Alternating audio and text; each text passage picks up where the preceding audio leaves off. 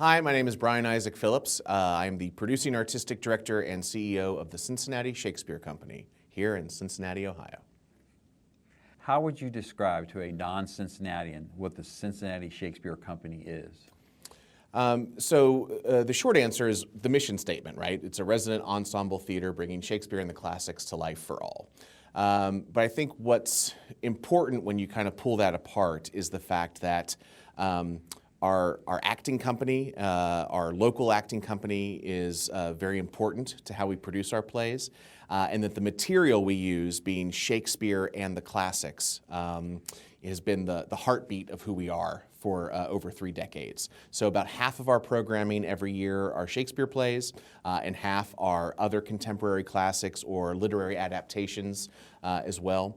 We have been, in the last few years, doing a lot more commissioning and new works, and most of those new works use the classics as a launching pad for the stories that they want to tell. So even as we're doing new works, those new works are in conversation with the classical canon. And what do you feel like that your theater's role is in the community?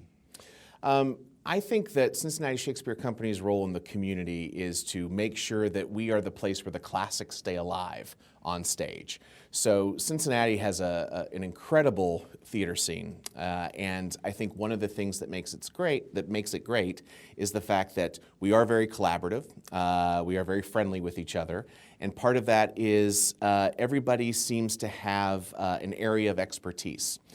Playhouse is sort of our national theater here. Ensembles doing your premier theater work.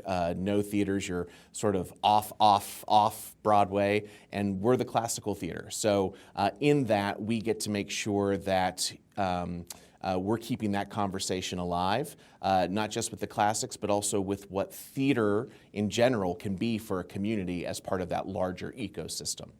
I think the other thing that makes us special and unique is that, the resident ensemble that has been a big part of our DNA for so long has helped to build the creative class and the theater community here in Cincinnati. Other theaters, of course, have done that too.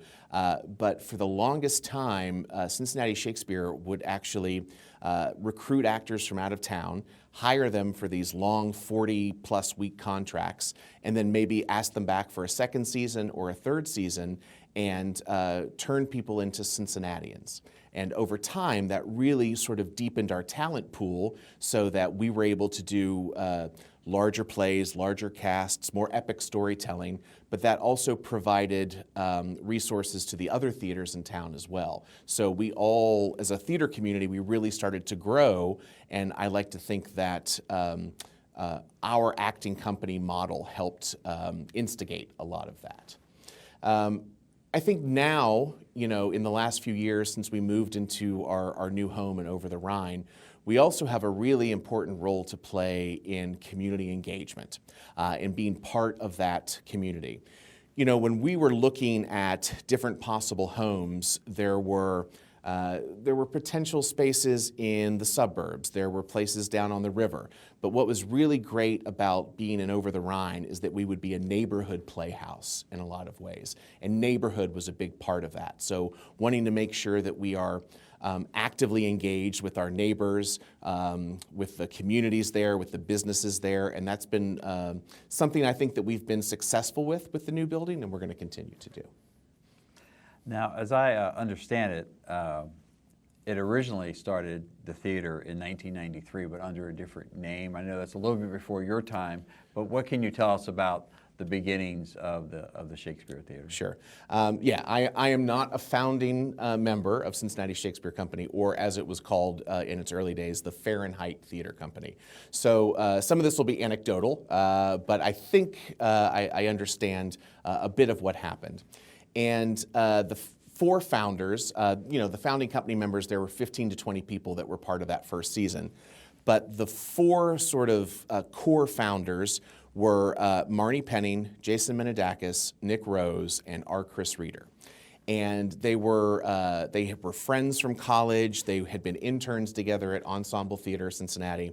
And they looked around after spending a year here in Cincinnati and saw that there was not a classical theater in town, that there was not a Shakespeare Company specifically in town. So they put a plan together. They were told that yes, back in the 1960s, there had been a Cincinnati Shakespeare Festival that had performed at Edgecliff College, and it hadn't worked. So Cincinnati wasn't going to be a good fit for Shakespeare. They didn't listen, thank goodness. And they sort of started, and they had a 4-show season as Fahrenheit Theater Company. And I remember seeing the napkin from a Waffle House that they used to kind of write their first season out and come up with their name. I believe that Fahrenheit was specifically chosen because it had the same number of syllables as Steppenwolf Theater Company out of Chicago, which is what they were aspiring to be like. And that was sort of the beginning of the acting company piece to it, that ensemble component. So they did their first season. It was Twelfth Night, Taming of the Shrew, Beowulf, and a musical called The Color Wheel. And they performed at Gabriel's Corner in the basement there and Over the Rhine. And they were Fahrenheit Theater Company for a couple of years, and then decided to do a name change to better position themselves for what their programming was actually going to be. And that was when they became the Cincinnati Shakespeare Festival. They were vagabonds in those first few years. So Gabriel's Corner, they were at the Carnegie in Northern Kentucky. They were at the Fifth Third Black Box Space in the Aronoff Center. So moving around a bit until they were able to find what would become a not permanent but long-term home over on Race Street at the former site of the Real Movies, which was a repertory theater, movie theater, cinema. Well, before we get into your involvement into the company, can you give us a little bit of background? Where did you grow up? How did you get interested in theater? Sure. So I'm from Pittsburgh, Pennsylvania originally, and moved to Lexington, Kentucky when I was just about to start high school. And went to high school and university in Kentucky, and fell in love with acting and performing while I was in high school through the speech and drama team at West Jessamine County High School. Back then it was just Jessamine County High. They've split since then. And discovered performance through the speech and drama team, and through my involvement with that, fell in love with theater and discovered Morehead State University because they had a very strong forensics team, but also had a theater program that a lot of people that were also involved in speech spoke very highly of. One of the things that made Morehead a really interesting fit for me, and I think for the people that were there, was that you could do a little bit of everything. So here you are, you're about an hour east of Lexington in the mountains of eastern Kentucky, and there's a small black box and a proscenium theater, and you're doing 4 shows a year and then a couple of one-acts, but you could direct, you could design. It's like there were a lot of student-led productions. So the opportunities really kind of opened up to the students depending on how ambitious they were. So while being a freshman there and appearing on stage for the very first time, I also had the opportunity of taking a school trip up to the Stratford Festival in Stratford, Ontario, which has a resident company, an ensemble every season, does Shakespeare and the classics, does it in rep. And I was able, over the course of a few days, to see Amadeus, Long Day's Journey into Night, The Merry Wives of Windsor, Macbeth, The Gondoliers, and see the same actors in all of these shows playing very different roles. And I remember seeing Brian Bedford in Amadeus and walking out of the theater after that with a beautiful scenic design by Desmond Healy. Megan Follows was also in it, and Stephen Ouimet. And just walking out of the theater and being like, that's what I want to do. That's what I want to do for the rest of my career, is be able to hold a room engaged and captive the way those performers were, and with material that is that important. So I became a fan of the Stratford Festival, fell in love with performing and directing in theater. And so it actually helped lead to one of the reasons that I fell in love with Cincinnati Shakespeare, was that I had come up to Cincinnati as an intern with Ensemble Theater Cincinnati after graduating, and was there for a year and was invited to audition for the acting company at Cincinnati Shakespeare. And seeing the season that year, it was The Tempest, Waiting for Godot, The Misanthrope, Oedipus, Coriolanus, and it's the same mix of shows that I sort of fell in love with at Stratford, and it's done with a company of actors that's sort of, being challenged to be as versatile as possible. And I was like, oh, this is exactly the type of work, much smaller scale, right? $50 million Stratford budget, $500,000 or less budget at Cincinnati Shakespeare at the time. But seeing that organization and that it had the same sort of aspirations or the same DNA that Stratford did is what got me sort of hooked, I think, from a early time.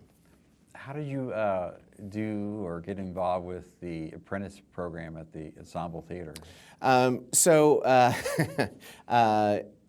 was, so the true story, the long true story of it is that I was lucky to answer a phone call while my roommates were away one morning. So I had actually been hired to join the intern company down at the Alliance Theater in Atlanta. And after I'd accepted that contract, they actually dissolved the program shortly thereafter. And so I was actually a little bit lost about what to do next because I had put all of my eggs in that basket. And my two roommates I was living with had both auditioned for ensemble theater. And I had been up here to see a production at the theater, a production of Three Tall Women with Deb Girdler and Annie Fitzpatrick and Edward Albee play. And thought it was an amazing production. So when Ensemble called to invite my roommates to the callback, I knew the organization, I respected the work, and I asked the person on the phone, I said, hey, can I come too? I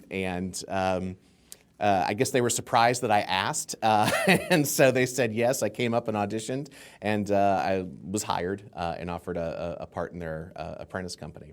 Both of my roommates were as well, so I did not take the spot of anybody that I shouldn't have. So what was the kind of things that you were doing in that program? Could you describe the program? Yeah, so at that time, the program still exists over at Ensemble, and I'm sure it's evolved since then, but at that time, you were running crew on every single production. You were auditioning, you were taking workshops, and you were hopefully getting cast every now and then in a main stage show. And I know that my specific experience there was that I was an assistant stage manager on one production. I was an understudy on their Christmas musical.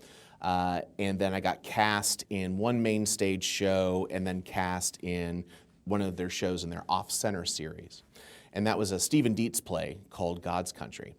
And in that play, I had the opportunity to play one of the larger roles that had a direct sort of address with the audience throughout the play.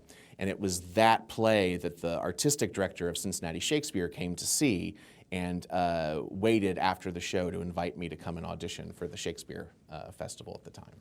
Well, that was my next question. How did you get involved with it? So, a whole bunch of the other interns over at Ensemble had auditioned for Cincinnati Shakespeare through their locals or through a regional call down in Memphis, and I didn't know much about it. I actually was planning on leaving Cincinnati after my contract was up to go back to work for a theater up in Philadelphia that I had worked for, or just outside Philadelphia. And but then was doing this production of God's Country, and Jason Menedakis waited to meet me afterwards and invited me to the callback. And so I went to the callback and just had an incredible weekend, just sort of working with all of these different actors, this really great material, and it was a marathon session. Like, I think the audition was 8 hours long, so whoever's left standing kind of wins at the end a little bit. And sort of had to make a choice when the offer came through about whether or not I wanted to go back up to this theater outside of Philadelphia and do 3 shows, or do a whole nother year in Cincinnati as a member of the acting company at Cincinnati Shakespeare. And I chose Cincinnati Shakespeare. Part of it was the year-long contract was fantastic. That's, as an actor, that's a significant amount of work. And that way sort of when what your next project is. You can focus on that, maybe more so than just thinking about your next audition. And I felt that that was really special, and I wanted to be a part of that. And that's one of the reasons why I felt that the acting company was an important part of Cincinnati Shakespeare, and we kept it going for such a long time, because that ability to know, to have the stability of a year of work, or to know that you've got 3 or 4 shows lined up, it's a luxury in our industry, and I think allows you to dig deeper into the work and have richer performances because of that, and create a shorthand with your fellow castmates, because you're not getting to meet each other for the very first time on each show. You've got a little bit of a history together, and I think that makes some really, really interesting work. So I wanted to be a part of that, and decided to choose Cincinnati instead of going to Pennsylvania. And this was the late 1990s. It was, and such a long time ago. And you were, and at that time, the Shakespeare Company, well, soon later became the company, but it was, and you mentioned earlier, in a space that was originally a movie theater. So can you talk about the good and the bad of doing productions in that building? Yeah, I sure can. So, you know, the good of performing on Ray Street at the former Real Movies was that you had a home. And for a company that had spent time sort of you know, moving from space to space and always having to sort of deal with whatever circumstances they were loading into, the luxury of knowing that, nope, I know exactly the address of where I'm going to work today was pretty special. And it was an intimate room. There were only about 14 or 15 rows in the theater. There were a couple more at that time that they had built onto the stage, so you had this on-stage seating, which was very unique about the space. But that proximity of audience to actor, I think, was really special in that room, and is what kind of made the audience feel as connected to the actors as they did. There was a really strong sort of support network or fan base or subscriber group in those early days that I thought was pretty special. Especially how many times you would see certain audience members come back to see shows multiple times or be committed throughout the entire season. I thought that was pretty great. And I think that room helped to facilitate that. The challenge is that there were horizontal and vertical limitations. So there was very little height because you were on the bottom floor of an apartment tower. So if you swung a sword over your head, you might hit a light. No wing space. So there was really nowhere to store scenery. So what you saw when you walked in was what you would get, especially when the onstage seating was there. There was no connection between the back of house support and the actual performance space. So dressing rooms and rehearsal spaces were all done in this labyrinth of storage units down in the basement. But when you wanted to get backstage for performance, you had to come out the front door and run down the alley and have somebody let you in the back door, and then you were trapped back there for the entire act. So people, if you were arriving late at the theater, you would suddenly see 10 actors come running out with swords from the basement to go hide backstage. And of course, we would do Richard III in July, so you have as many furs and armor and be as hot as possible. And then in January, we would do Antony and Cleopatra, so that everybody's wearing you know, less clothing as they're in Egypt or whatnot. So we would freeze in January and burn in July. And you know, through the years in that space, we were constantly making adjustments to it. So we eventually found a way to connect backstage support to the performance space, so we wouldn't have to run down the alley anymore. We got rid of the onstage seating so that we had more of a footprint to be able to do better design work and stage more epic plays. But no matter what, you were always going to deal with the fact that it was a shoebox in a lot of ways, and there was only so much you could do. And you were renting. So you were at I think we had 6 different owners in the time that I was there. And so every owner, I think, that would buy that building would sort of say, what is this that I have in the basement? There's a Shakespeare Company down here. And they're always complaining about the air conditioning. So I think that although it was great, I think, for the company to have a home, the obstacles that were put in place eventually became something that created the sort of burning platform to find a new home and build a new theater. Now, initially, I think you started as an actor there, but you quickly branched into other roles like directing, right? Can you talk about some things that you directed there in the early years? Sure. So I spent the first 4 years with the company as an actor and occasional director, and occasional writer as well. And the sort of early projects I had as a director were the 2 Hours Traffic School touring program. So I was able to sort of do versions of Julius Caesar and A Midsummer Night's Dream to send those out to schools. And then I had a huge opportunity with directing a main stage production of Romeo and Juliet in 2002. And this was right after the civil unrest here in Cincinnati. And the play very specifically was in conversation, in dialogue with what we had just gone through as a city, and trying to have a dialogue about that. And I think that I was a young director, I was an ambitious director, and I think that the challenge of that material really sort of made it not just another Romeo and Juliet. It was being talked about pretty broadly. We actually ended up having a partnership with Xavier University so that we could move the play during the run to perform at the Gallagher Center at Xavier University, specifically so that it could be used as a sort of town forum, a town hall, for us to discuss what was happening with the aftermath of the civil unrest and the boycotts that were happening downtown as well. So, so this little production of Romeo and Juliet suddenly becomes part of a much larger civil discourse, which I think was incredible. It's like that's the type of work that I wanted to do as a director and as a theater maker. I wanted to be not just about entertaining, but also trying to have an effect on our community and our lives, and you know, ask hard questions so that we could have hard conversations and make our world better. So that you know, was a huge moment for me as a young director and the attention that got me. I also had the opportunity to, I was commissioned to write an adaptation of Beowulf for educational purposes. That probably did not turn out as well as some of the other things I was doing. But branching out from being just an actor was very exciting.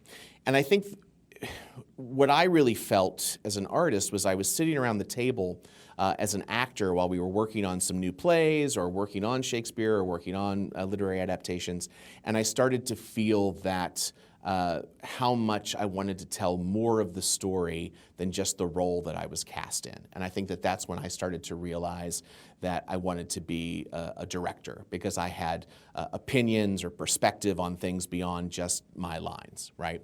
And then, once directing started to happen for me, I realized that I started to have opinions and perspective on not just the play that I was directing, but the entire season that we were presenting and how we were doing things and why we were doing things. And so I started to really feel that, that evolution from actor to artistic director happen at that time.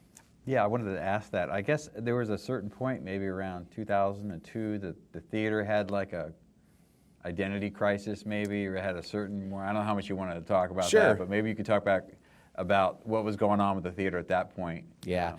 So I think the theater had, from my perspective, one of its first major crises when right after 9/11.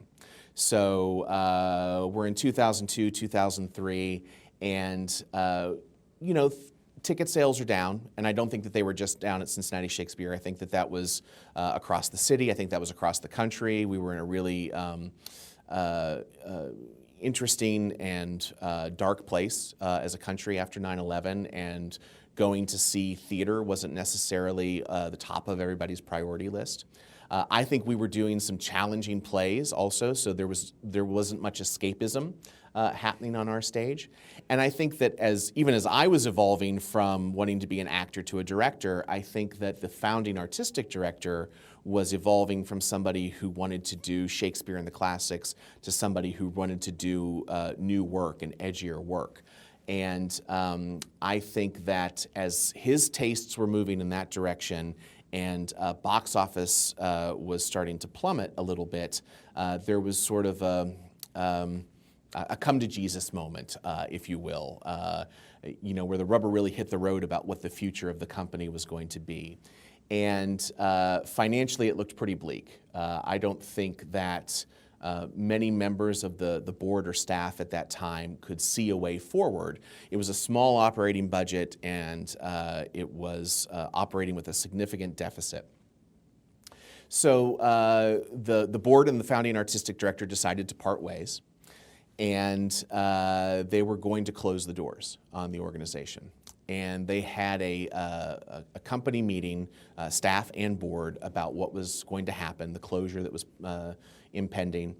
And the board president at the time, Dick Westheimer, who's still involved with the company, ended up asking the group, does anybody have an idea or a proposal that they would like to put forward before we decide to sort of turn out the lights? And myself and a couple other people raised our hands and said, can you give us 24 hours to sort of think about what this could be and what we could do? And myself, Nick Rose, founding company member Nick Rose, who happened to be back in town to be a guest artist, Rebecca Rebecca Bowman at the time, and Greg Davis, we got together, we went to Arnold's, and we grabbed our napkin. So just like there was a napkin from the founding days, we decided, well, let's grab a napkin and let's sketch out what we think can get us through this. And there was a plan put forward that was a recommitment to an acting company, to being Shakespeare-centric, and comedies, and doing plays that centered on a younger cast, because that was a little bit more affordable than being a full equity company yet. Equity tended to mean that there were more expenses involved, and so we weren't quite ready for that. So we put that plan in place, and as well as a plan for what would become the 10th anniversary season that we thought would bring the audience back, not just for the plays, but for the actors that we were going to cast, and for the different approaches to the Shakespeare plays that we would do. Specifically, that 10th anniversary season had our first stab at Stephen Dietz's Dracula. It had a Taming of the Shrew, which was a callback to the debut season. We did Hamlet and Rosencrantz and Guildenstern Are Dead together. And we also did Pericles for the very first time. And we made a joke that, well, we're going to do Pericles because the company's never done it. And if we do one of these every year for the next 10 years, by our 20th anniversary season, we'll complete the canon, thinking that would never happen. Turns out it did. But we wrote this plan down, we put it on a napkin, and the four of us went to the board and said, we think that we can keep things going with this plan. There were, obviously tough decisions were made. Certain staff members decided that this wasn't for them, or they knew that their salary would be an obstacle, so they fell on their sword, if you will.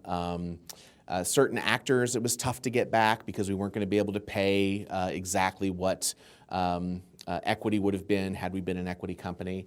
But we managed to navigate those sort of stormy waters, and Nick Rose was the interim artistic director for that year, and I was appointed associate artistic director. Rebecca became managing director, and Greg Davis became business manager. And so at the end of that season, we were able to eliminate the deficit that we had been struggling with. And then by the end of that 10th anniversary season, we had brought back most of the audience that we had lost in the last couple of years. So we were able to solidify the ground underneath us so that we could start thinking about how to plan for the future and how to move forward and not just kind of dig out of the hole that we were in. The founding artistic director went on to have a really fantastic career out in the Bay Area at the Marin Theater, doing new works, exactly the stuff that he was passionate about. And Cincinnati got to have its theater focused on Shakespeare and the classics, which seemed to be what our community was really wanting and needing at that time. I will say one of the things that has been fascinating in the last few years as we have embarked more into new works as an organization, which seems to be part of what might have hurt the organization back in 2002, I think that we are now doing it with a lot more longevity of relationship with our audience. It's been a slow transition into doing some of that work. So we've been able to kind of take our audience with us on that journey where perhaps it was a bit shocking when that change first occurred back in 2002. When you became artistic director, did you have any role models or a theater that you were looking at as maybe as guidance? Yeah, so I had been obviously inspired by the Stratford Festival up in Ontario, and their artistic director at the time was Richard Monet, was his name. And I thought that his programming was just fantastic. I thought his taste in casting, the actors that he was choosing was fantastic. And I loved the way he talked about programming. And I still, to this day, steal it whenever I'm talking about how I put a season together, right? And what he had said was that a season is a banquet. And you're wanting to invite as many people as possible to the table. Some people are only going to take the sweets, the chocolate pudding, things like that. Some people are going to want the broccoli. Some people are going to want everything. But you set the table for all and let people pick and choose, let them have the whole meal. But that's what you're doing for the community, is you're trying to create that type of an experience. Thinking about it that way, talking about it that way, really resonated with me, and that has stuck with me ever since. So when I was looking at what is a guiding light or a North Star of a theater that I'm hoping to aspire to be in those early days, Stratford Festival was very much part of that. Now, in 2005, there was another name change. It used to be the Cincinnati Shakespeare Festival, but then you changed the name. Can you tell us why the name change? Yeah. So Cincinnati Shakespeare Festival to Cincinnati Shakespeare Company was the first time that the name change was my fault. It really came out of wanting to better position ourselves in the community. So in the same way that the founders had changed from Fahrenheit to Shakespeare Festival to make sure that people understood, like, no, this is where you come for your classical theater. For me, it was about wanting to change the conversation about when we operated. So 9 times out of 10, if we were talking to somebody who didn't know who we were as an organization, and we said, oh, well, I work for the Cincinnati Shakespeare Festival. It's like, oh, it's a festival. Is it in July? It's like, well, no, we run year-round. Actually, we never close. So, but there's this perception because of the name that we are a temporary annual event instead of a year-round producing organization. So I thought by changing it to company, we would be able to identify that permanence for the audience a little bit more. And then it also was very much tied to the fact that we had a resident acting company on stage on a regular basis. So companies sort of helped to define who we were, who specifically was doing the work, and how often we were doing the work. In that moment, I think that has been one of the best decisions that I was able to make in those early days, because I don't think I've had to answer that festival question once since. You kind of mentioned it a little earlier, but when did you decide the goal to complete the canon of William Shakespeare? Yeah, so we had been basically drawing up a plan for how to program our 10th anniversary season. And we needed to do a season that was going to bring our audience back that we had perhaps lost over the last year or so through the transition of the organization. And that season was Taming of the Shrew, Dracula, Jacob Marley's Christmas Carol, Hamlet, Rosencrantz and Guildenstern Are Dead, Pericles, and a Henry VI trilogy adapted by R. Chris Reader.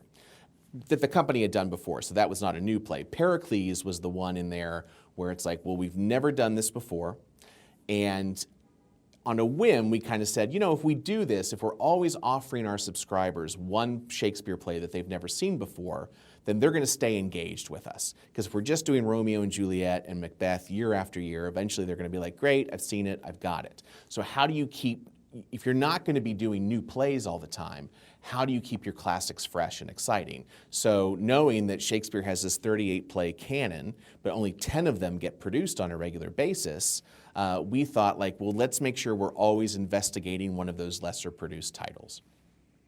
So Pericles was the first one, and as a joke, we said, well, if we do one a year, every year, we'll have completed the canon by our 20th anniversary season. And that's exactly what happened. So we did Pericles that year. It was moderately successful. The following year was Troilus and Cressida. We popped 2 into season 12, which was Titus Andronicus and Antony and Cleopatra. And what we found as we were doing them was, one, there's a reason that they're not produced very often. They are large casts, they are dense text, or there is something magical in the romances that it's really hard to execute effectively on stage, especially when you have production values as an organization of under $1 million operating. But what we did find was that when it was forcing us to be extremely creative, and that there was no baggage tied to the title. Not for us as artists, and not for the audience seeing it as well. So if you're coming to see Troilus and Cressida or Timon of Athens, you didn't see the Zeffirelli film. You didn't see Patrick Stewart do it. You didn't see, one of these iconic performances. You have never seen Timon of Athens. So you're actually allowing the play to hit you, and you're able to respond to the play in a very sort of fresh and original way. And so we started finding that our audience was reaching out and saying, hey, I don't know why people don't do Timon of Athens. That's a great play. Or Two Noble Kinsmen, or something like that. So our audience got excited about it and started really following us on this journey. Beyond our local audience, we started to find that we had a national audience as well, because there are people who have a bucket list of making sure that they complete the canon, and they've got their Google search set for Two Noble Kinsmen or Henry VIII or something, or Cymbeline, right? So that if they see that a theater's doing it, they will track that theater down and visit that city to see that play to finish their canon. So we started finding that people were coming in from Canada, from New Jersey, from Arkansas, from the Bay Area, specifically to see some of these plays that nobody in their region was doing because they're not easy to produce. So the audience for it grows. Every season that we do it, the momentum grows that we can actually complete this. So when we got to our 20th anniversary season, we were there. And Two Noble Kinsmen was the last one that we had to produce. And it was the season closer for that anniversary year. And no, it's not the best play in the world, but there's some really great stuff in it. And we had some really great actors playing those parts. And we welcomed people from all around the country to come see it. And it was an incredible moment to know that we've completed that. Now, what do you do once you complete the canon once is you have to complete it again, right? You got to go again. Now, the canon is, people debate how many shows are in it. So we specifically say we were one of the first 5 theaters to complete the 38-play canon. There are people who say it's a 37-play canon. There are people who say it's 36. They don't count Henry VIII. They don't count Two Noble Kinsmen. Well, we did. But now what we're excited about as we look towards the future is finishing the canon a second time and actually doing a project called 40 by 40, which is that we are intending to complete the 40-play canon by our 40th anniversary. So any one of those titles that we've only done once, we have to do it a second time. So lucky you get another shot at Two Noble Kinsmen, but then we get to also add some of the even more contested titles, such as Edward III or Double Falsehood, into the canon conversation. And if we do that, we would become the first theater in the United States to complete the 40-play canon. I'm only aware of one organization that's done the 41-play canon, which includes Sir Thomas More, which they think Shakespeare wrote 3 lines in, and that is the Royal Shakespeare Company. So that's sort of what we're chasing a little bit. In 2007, you launched Shakespeare in the Park. Can you tell us about that? Yeah. So Shakespeare in the Park, it's been almost 20 years now since we launched that. And the inspiration behind it was obviously Shakespeare in the Park is such a big part of the DNA of Shakespeare companies across the U.S., right? Starting with Joe Papp in the Public Theater and New York Shakespeare Festival years and years ago with his mobile unit. And, Papp sort of inspired theater makers everywhere to sort of realize that you can take Shakespeare and you can do it almost anywhere because you don't need a set. And if you do it outside, you might not need lights as long as you do it before the sun sets. And so plenty of theater companies, plenty of Shakespeare companies have this type of program. For us at that time, we were doing it sort of unintentionally. We do have and have had an educational tour called 2 Hours Traffic, where we take these Shakespeare plays and do full cuts of them and send them to schools within a 2-hour radius. What we would do is we would rehearse that in the summer, and we would do a couple of preview performances in some parks before we sent it into the schools. In 2007, it was like, well, what if we just start getting much more intentional about what we're doing in the park, right? Because we realize that there's an audience out there that will never see these plays because they're not in the school, because they're not going to be in those schools that we're going to. And maybe they're not going to come downtown to our theater, but this is the way that we can reach them and deliver our mission for them. So we started, Much Ado About Nothing was the first one that we kind of did with full park intentionality behind it. And I believe there were only maybe about 15 performances that entire summer with it. It's now grown to where we reach over 40 parks every year with multiple performances in certain parks. We've done everything from sort of going to a rep schedule where you have 3 different titles that we're taking to the different parks, to now where we've really sort of amplified the production values on the show and the size of the cast, knowing that sometimes this is the only introduction an audience is going to have to us, so we want to show off what our designers and technicians are able to do as well, and not be as bare bones as perhaps we were in those early days. But we've found that that is our number one sort of engagement programming that we have, to be able to take this play to any park, anywhere in the tri-state. We go to Kentucky, Ohio, and Indiana. We could go further if somebody asked us to, I bet. And it could be the smallest park in the world, or it can be Washington Park on a Saturday night, right? Like we can match any of those venues and make sure that access to Shakespeare and the Classics for all is happening wherever you are in the tri-state. Now, in 2014, you made a major announcement with your intention to find a new location for your theater and have a new building. So talk about how that started and what was involved with getting that project to start happening. Yeah, so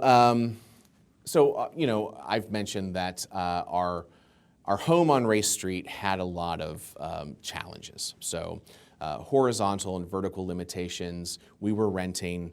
Air conditioning wasn't always reliable. The lobby was really small because it was never meant to handle 150 people popping out at intermission to try to get a drink real fast. It was meant for, movies where ideally nobody's going to the bathroom during the film, right? It was set back from the sidewalk so you could walk by it and never know that it was ever there. The company was approaching its 20th anniversary, and with that, with the completion of the Canon project, with the longevity of the organization, we were attracting a lot more attention. So we were selling out our educational matinees. We were having productions that would run at almost 100% capacity for the first time ever. To Kill a Mockingbird was an example of that. Macbeth had a really successful run. So all of a sudden, we're seeing as many students as possible, and we're selling out 4 or 5 week runs in a 150-seat house. And with that momentum, we realized that, well, there's no way to keep this going if we're in the facility that we're in today. And if we are delivering world-class artistic work, we need to put it in a world-class artistic home. Part of that is we know that there is a bias against, with some patrons about the experience, the customer experience as well. We weren't offering a fantastic customer service experience on Race Street. It was scrappy, it was storefront. But if we were going to grow, we needed to be for all. So we needed to have a space that welcomed everybody and welcomed more people, right? We needed to double the capacity. We needed to go from 150 seats to 300. We need to stop hitting lights with our swords. We had to be able to do scene changes that actually didn't cause people to have to come out with a screw gun at intermission and rearrange the scenic flats. The actual idea to sort of chase this new home, of course it had been a dream for a while, but when we decided to go for it, it wasn't about, okay, we have a strategic plan and the goal of that plan is to build a new theater. No, the goal was to build the company so that we were a regional powerhouse as far as classical theater goes, and a strategy to get towards that goal was going to be that we needed a new building. I had the great fortune of working with Jay Woffington. Jay Woffington had been on the board at Cincinnati Shakespeare, and he had actually worked for a local agency called Possible Worldwide, which then became Bridge Worldwide, and they helped rebrand us right around the time we changed our name to Cincinnati Shakespeare Company. He came in and his firm kind of helped us redefine our logo and how we talked to the customer and what our style guide was for marketing purposes. And really, that style is still what we use. It was absolutely the right way to kind of message who we were to the Cincinnati community. So he was on the board. He moved on from being at that agency, and he was looking for something else to do. And him and I were meeting on a regular basis as colleagues. I had just been named producing artistic director. And as producing artistic director, you're responsible for the art and the business. I had been fortunate to just be an artistic director for a few years before that with a really great partner as a managing director. They moved on, and I was named producing artistic director. So now I'm like, okay, I've got to make sure that I know exactly what I'm talking about when it comes to the business side of the company. And Jay was somebody that I reached out to as a friend, as a mentor. And out of those conversations, he became a partner and decided to join the staff of Cincinnati Shakespeare. And one of the first things that we talked about was like, well, here's how it's going, right? Here's our progress as a company. We've got the opportunity for all of our charts to go up and to the right, but we're going to run out of seats to make that happen. So very quickly, Jay's number one task as our new executive director was to launch the feasibility study for the new building. Which we did. We had a feasibility study. They came back and they said, don't do this. You're not going to be able to raise $1 million. You'd hit $1 million if you're lucky. So figure it out, stay where you are, we're sorry. We didn't listen. And we started making the case for why we deserved a new home. And this started to move into our 20th anniversary. So we were using a Chicago Shakespeare as a case study, right? Chicago Shakespeare, Barbara Gaines had founded that organization in a bar in Chicago. And then when they hit their 20th anniversary, the city of Chicago kind of came to them with the opportunity to move down to Navy Pier and have a world-class facility. And we were saying like, well, Cincinnati deserves exactly what Chicago has when it comes to classical theater. And as we approach our 20th anniversary, we believe that we need and deserve a home and will be great caretakers of that type of home. And the community got excited. And we started to find board members that could dig a little deeper into their pocketbooks, community investors that were maybe not longtime Shakespeare patrons or fans, but understood like what that could mean for the city. So we partnered with GBBN Architects and Schuler Shook Theater Consultants. and we started to do an assessment of the different neighborhoods and different places that could potentially be a new home to Shakespeare. Saw 34 different locations, ended up sort of weaning that down to 7 or 9 that were all sort of in the Over the Rhine area. We knew we wanted to be a neighborhood playhouse. We knew Over the Rhine was the neighborhood that we wanted to be in, especially with the trajectory that neighborhood was on in recent years. And what we found was that the best space for us was the corner of 12th and Elm. 12th and Elm had been the former home of the Drop-In Center, which I believe had been there since, the building at least had been there since the early 1980s. And when we came upon it in this study, it was for sale. So 3CDC had already worked with Shelter House to build 2 new facilities and move their operations outside of this building. So the building was sitting there empty. I remember when the Inquirer first got a whiff of the story, and they broke it in the paper. The headline was "From Homeless to Hamlet," and that wasn't the easiest headline to use for fundraising purposes, and it caused a little bit of a political backlash because it made it sound as if we had actually pushed the Drop-In Center out of that space, as opposed to the reality, which is it was empty and we happened to be starting our campaign at that time. So it was very lucky for us that the timing was what it was. But we looked at these different spaces in Over the Rhine, and for us, we knew that was going to be ideal because it was a couple of doors down from Music Hall. It was on the same row with Ensemble Theater and No Theater. It was catty-corner to Washington Park with our Shakespeare in the Park program. It's right next door to SCPA, so our education, who we had this really great education partnership with. So we're sitting there and it's like, oh my goodness, we've got the classical corridor that we're part of, Theater Row, we have the parks, we have the schools. This is the spot this is where we need to be. Worked with 3CDC to get an option on the land, worked with the Cincinnati Development Fund on new market tax credits, and started really digging deep into our database and to find people that would be interested in funding it. I think the first pass at the project is it was a $34 million capital campaign that would get us a second stage and a rooftop garden, and like it was great.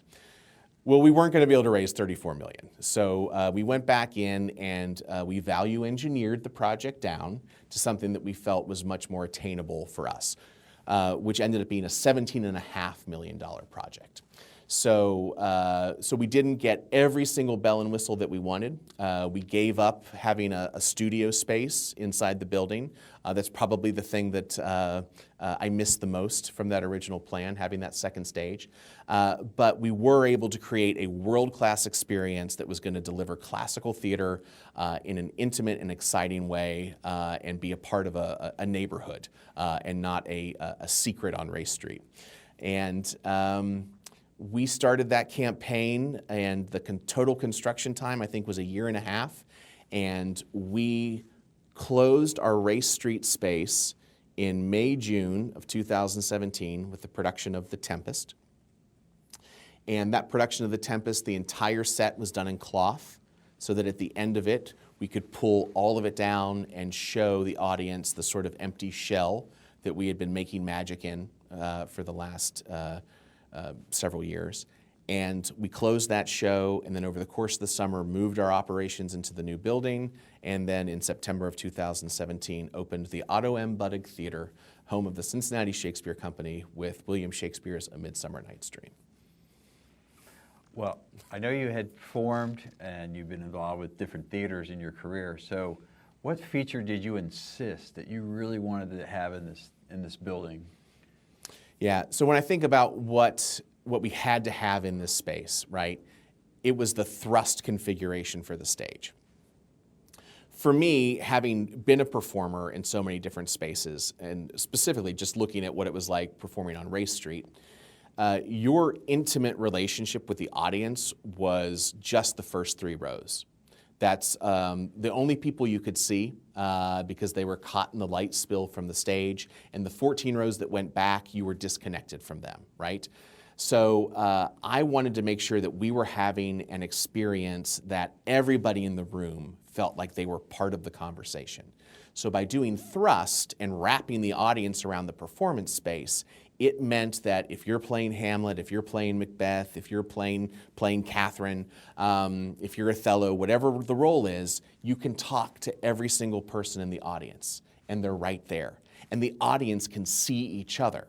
So it becomes easier for you to laugh if you see somebody laughing across the way. It's easier to cry if somebody's crying across the way. So we're able to kind of, drive empathy in the room and have a true dialogue that every single person is a part of.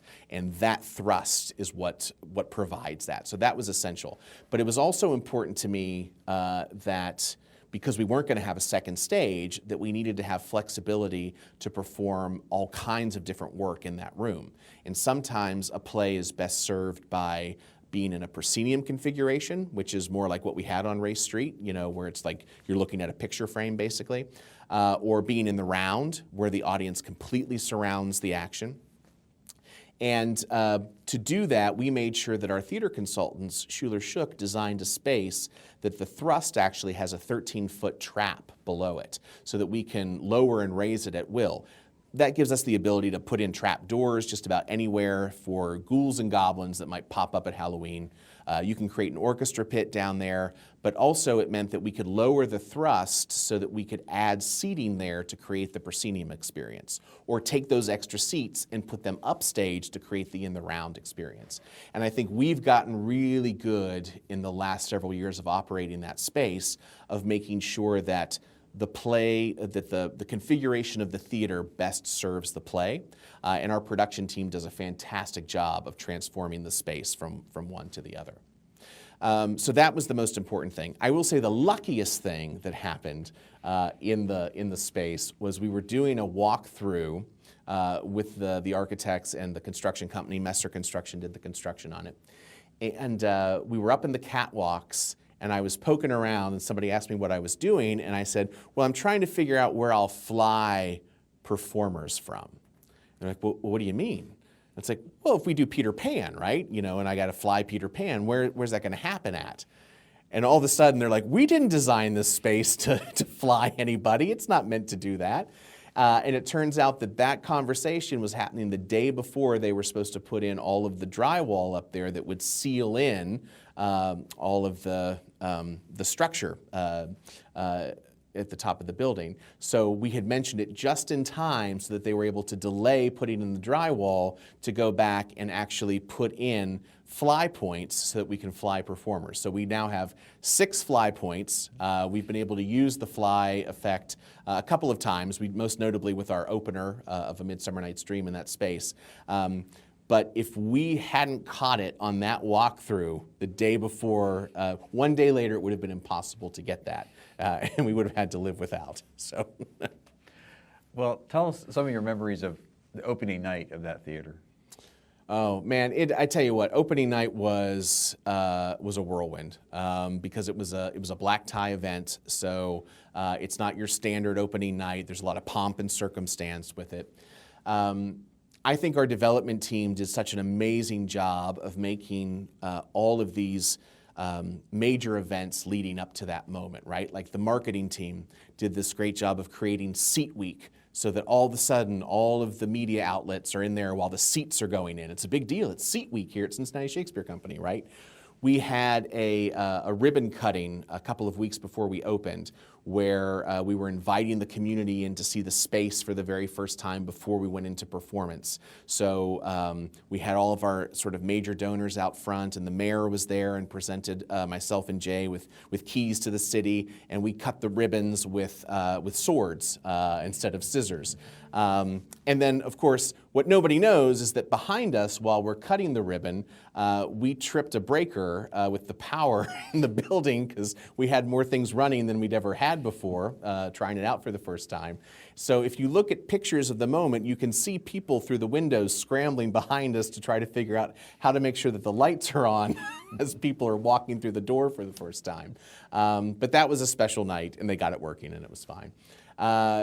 When it comes to the actual opening night, I'll never forget sort of walking out on stage to do the curtain speech for the very first time, and the entire room standing. You know, it was very moving, and I appreciate that I was the person there to actually kind of receive that applause, but it wasn't for me, right? It was for the entire company. It was for the board members and the donors who had invested in making sure that this would happen. It was for the actors, because most of the cast of A Midsummer Night's Dream had been with us for multiple years at that point. So it was the commitment that those actors had made to Cincinnati that was being celebrated. It was the work of GBBN and Messer Construction and Schuler Shook and everybody that designed that building. Everybody was being celebrated in that standing ovation, and that was amazing. That was really special. I know that, I'll never be able to fully articulate how overwhelming those emotions were, but that was a special night. In 2019, you started the New Play Development Program. Can you tell me more about that?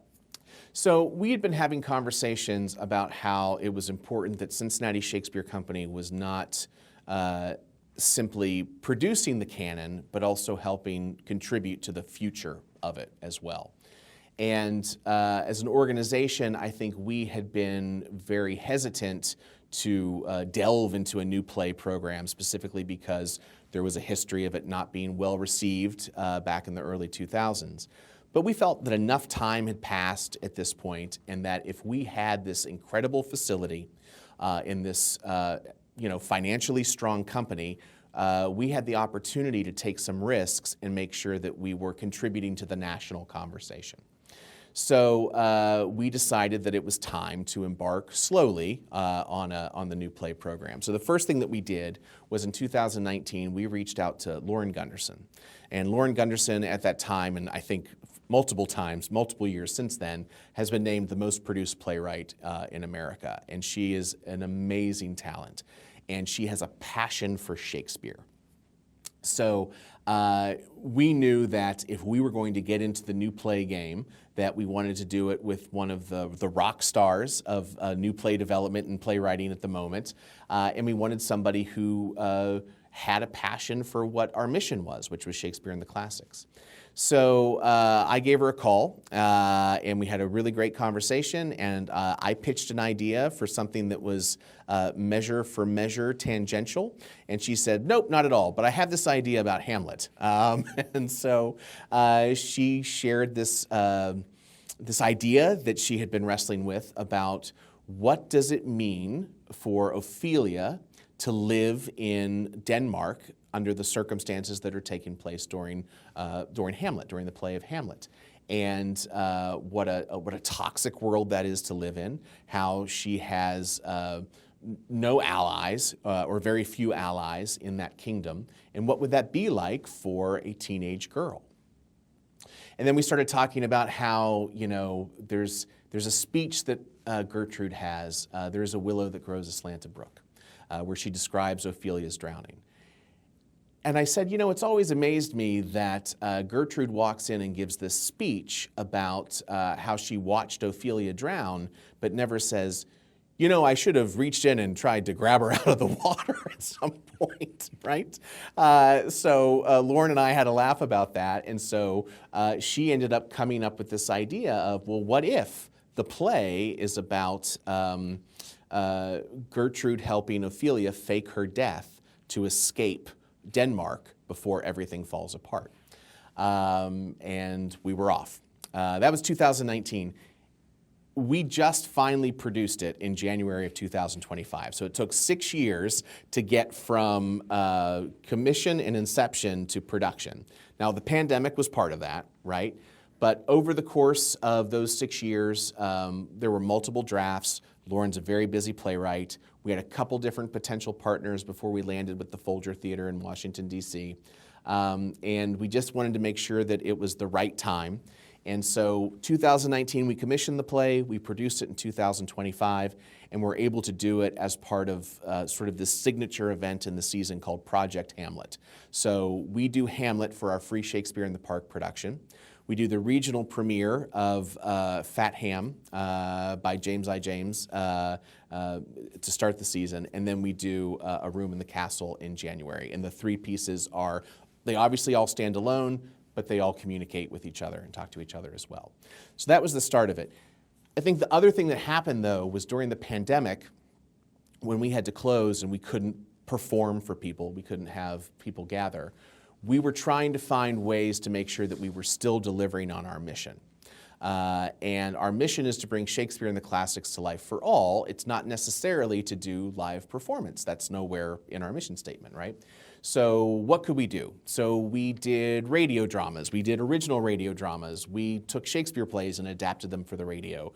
Our production team created a program called Shakes Makes, where they were like building bookshelves and making masks and doing, do-it-yourself projects for people. So we were trying to find all sorts of ways to stay relevant, right? Opening up the building so that blood drives or COVID tests could happen there. But the thing artistically that we could really still focus on was new play development. So during that shutdown, we were able to talk with a lot of different playwrights about different ideas and really get the commissioning program going. So at this point now, in the 6 years since our first, and it's not CSC's first commission, it's the first commission of our second attempt at new play development as an organization, I think. But in those last 6 years, we have produced 7 world premieres, not all of them commissions, but still 7 world premieres. Half of those have been co-productions with theaters in other markets, and we have 15 other projects that are in various stages of development. Some of them we have first drafts, some of them we have second drafts, some of them we have, I'm still trying to find an idea. But that new play part of what we do, that aspect of our organization now, has become very robust and very exciting, and I think that we're delivering exactly what we set out to do, which is contribute to that future theatrical canon, classical canon. Can you give us a sense of what it's involved to put together a season? Sure, yeah. So when I think about what it takes to put together a season, the first thing that always comes to mind is what Richard Monette said at Stratford Festival, right? That idea of you're inviting everybody to a banquet. So you want to make sure that in the meal that you're providing, that there is something for everyone. And know that not everybody's going to want everything, but there's something for everyone at the table. So that's a big part of it. When you get into the actual logistics of putting it together, I think that the team at Cincinnati Shakespeare Company does a great job of everybody being involved in the process. So, every July, as we close one season and start the next, as an organization, we'll do a review of the year that was, kind of the year in the review. What worked, what didn't work, what can we do better next year, what shows didn't sell, why didn't they, so that we just have an understanding of our business and of our art, of what we need to get better at. Even if something sold very well, it might not have actually been the best production of that play possible, so how can we do better, what went wrong? So we have that assessment, and then I will provide the team with a first draft of what I think the next season should be. So we're closing out one season, we're starting production of the one that we're in, and we're starting to talk about the one that will start 12 months from now. I'll give that first draft to everybody, and we'll send those titles out so that everybody can read the plays. And every single manager kind of thinks about those titles from their department's point of view. So marketing will think about like, okay, what's going to be really tough to sell, what's going to do really well. Education will think about what's going to be really appealing for educational matinees or workshops. Production will think about, geez, are they going to make us fly somebody again? You know, is there a big expense tied to this play? Is there a turntable involved or something like that? So everybody's kind of weighing in on that, and then we'll reconvene several weeks later, and everybody will come forward with questions and or inspirations based on that slate, and we'll do a Q&A session with them. And, you know, I will absolutely listen, and if everybody feels like one of those titles is going to be problematic for every single person, I'll reconsider. I will also have been reading new plays and had new ideas since I last shared, so I will share some of those evolutions with people as well. This is also happening at the same time that we're getting some of our commissions, that drafts are coming in, workshops are being completed, co-production opportunities are being discussed and negotiated, so that's part of it too. But from that sort of next large company conversation, we try to come up with the final draft of what we think that season's going to be. We make sure that we've secured the rights, we start to build the budget that's tied to that, and it has to be a budget that is going to provide us with a slight surplus as an organization, because operating with fiscal responsibility is very important to us. As an organization that has survived 2002 and the Great Recession and COVID closure, we are very aware of the economics of what we do. But we put that budget together and that season together, and then we share that, not with titles attached, but just the numbers, as a deep dive with the entire board and with the executive committee, so that they can look at it and see, to make sure that our math is making sense, that our reason is sound, basically. And at that point, we're getting board approval on that budget and on that season by January, and announcing the first week of March.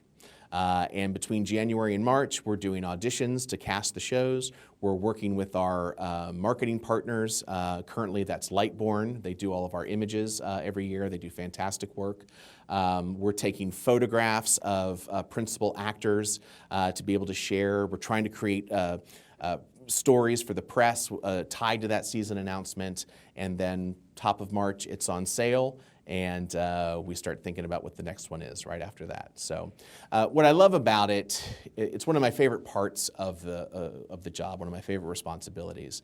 But what I love about it is that it doesn't just live with me. Like, I get to kind of share these stories with everybody that I want to tell, and that I think that other people will be excited to hear.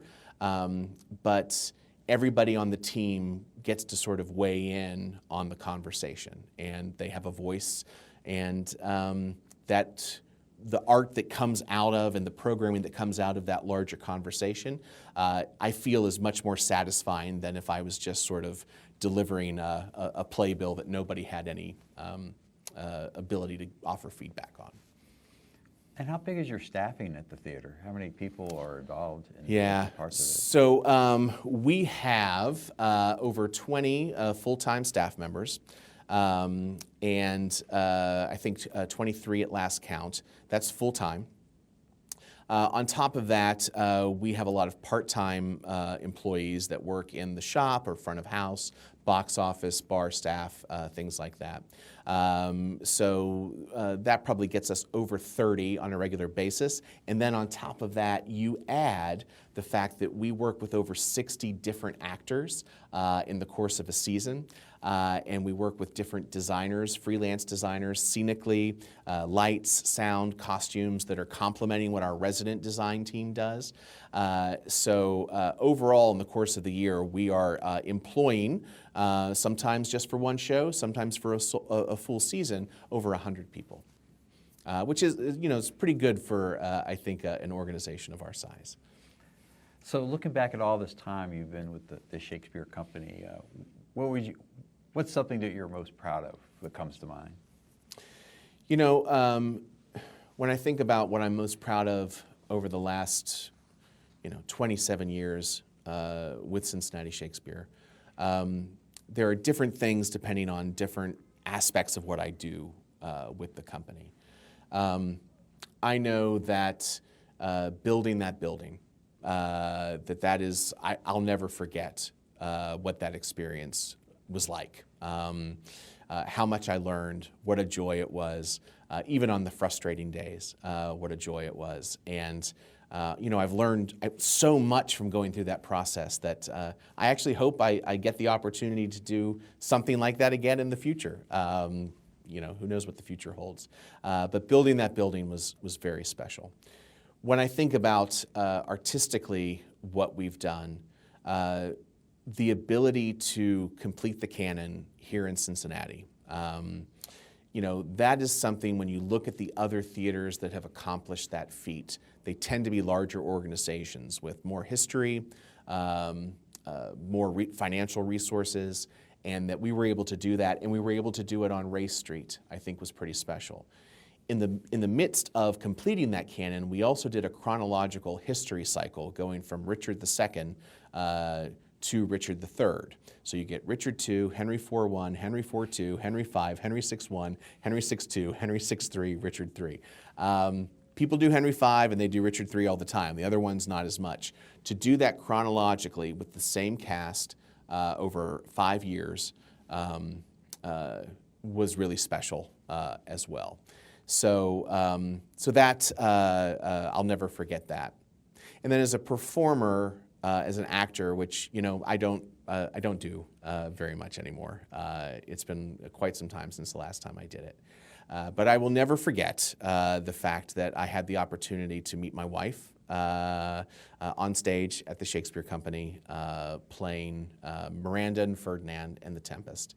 And the opportunity to share the stage with her, meet her, and then start to build a life together here in Cincinnati with our 2 fantastic kids. I'm pretty pleased about that as well. How do you feel the perception of the theater in Cincinnati has changed since you moved here in the 90s?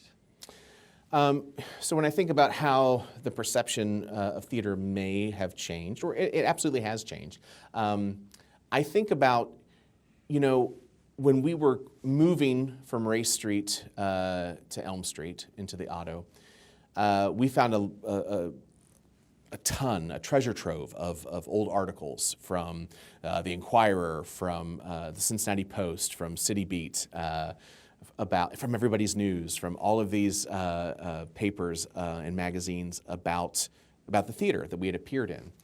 And there are a few articles there in that 2002 era when the financial challenges happened to the organization, where it seems like the assessment from the press at the time and maybe some of the artists that were choosing to leave town was that Cincinnati was not a place that could have a thriving theater scene. That you were going to have a couple of theaters here, and that was it. That new work was not going to be welcome. That perhaps the people who had told the young Fahrenheit theater founders that Shakespeare had been tried in Cincinnati and Cincinnati said no once before, maybe they were right. Maybe that couldn't happen. So it felt like there was a little bit of an exodus that was happening with some of the creative class at that time, and that there was a feeling that perhaps it was impossible to have a thriving theater scene. And I'm very happy to say that that's not true. That I think that the theater community is so essential to who we are as a city. To see how Playhouse and the work that they have done with their huge renovation. I mean, the fact that we were able to have Playhouse build their new building up in Mount Adams. We were able to build a new building. Ensemble took over a huge expansion. The Children's Theater is now getting ready to open their new home. This wouldn't be possible in a city that didn't consider its theater essential. We might not have as many small companies as we used to back in the late 90s, and that's a shame, and I encourage more people to go out there and to start companies and storefronts. If there's a story you want to tell, or you think one of the theaters that have been around for a while aren't doing a very good job, great, do it on your own. Find a space, start it, tell a story. I wish we would see more of that here in Cincinnati. There was a lot of that in the 90s, and a lot of those companies went away.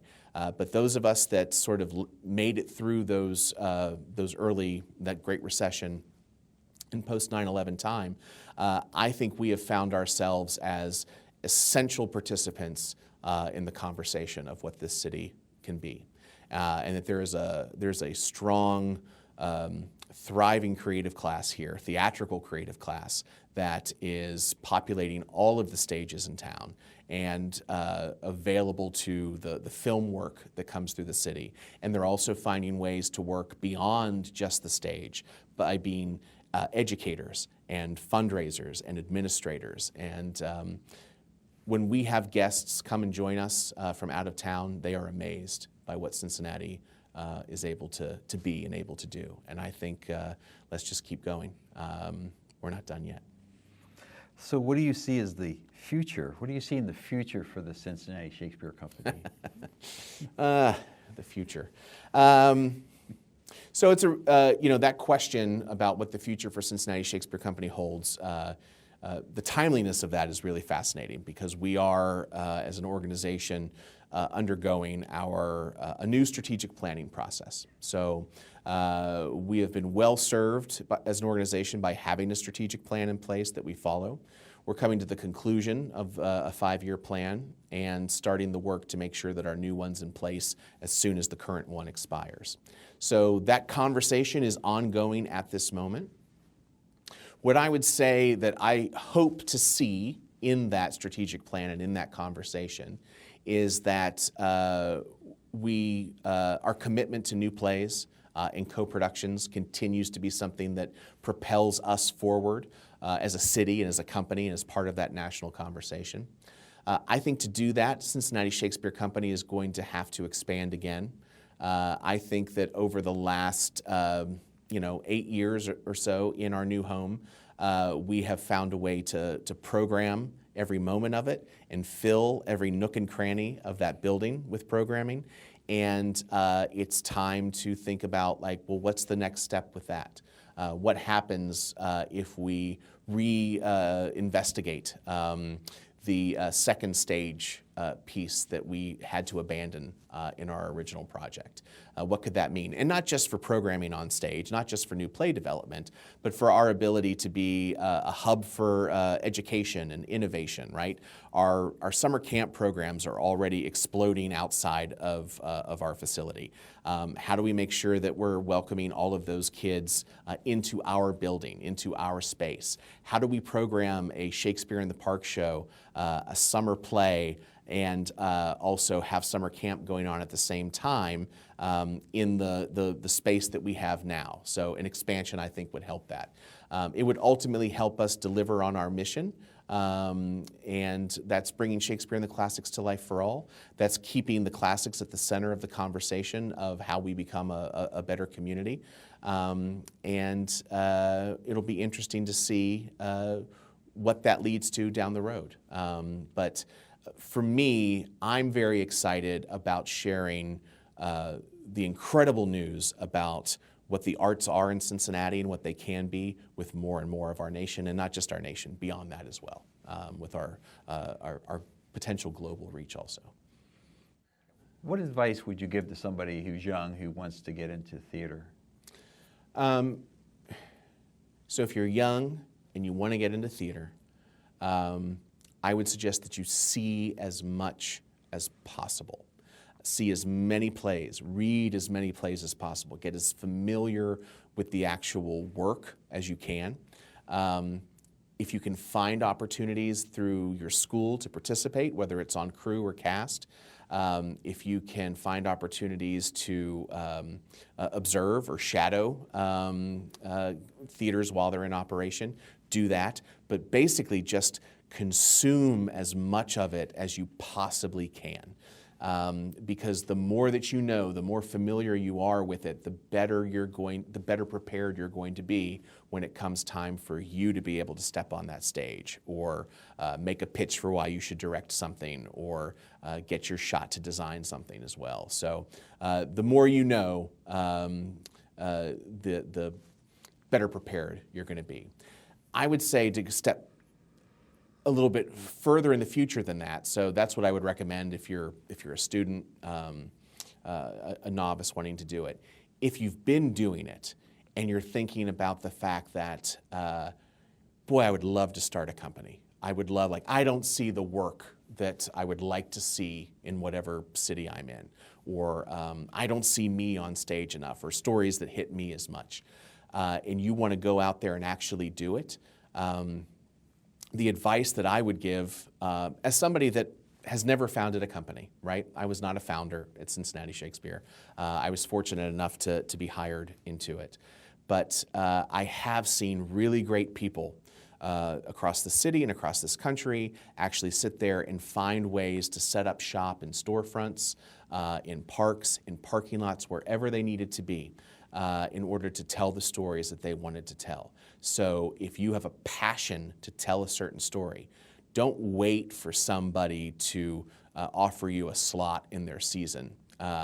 Find a way to go out there and make that work happen, because you're going to learn so much by doing that, and you might find that you have an audience that wants to come with you, and that's going to lead to your next production and your next one. I think that I know I owe a great debt of gratitude, and I think Cincinnati owes a debt of gratitude to the founders of Fahrenheit Theater Company, that they didn't take no for an answer when they were told that Shakespeare would never work in this town, that they looked around and saw this as a place to take that chance, and that no, it wasn't always easy, especially in those early days, but they kept going. Because of that courage, we have the company that we now have here, and we have the theater community that we now have here. And there's nothing to stop you from doing that wherever you live. So, I got one last question for okay. you.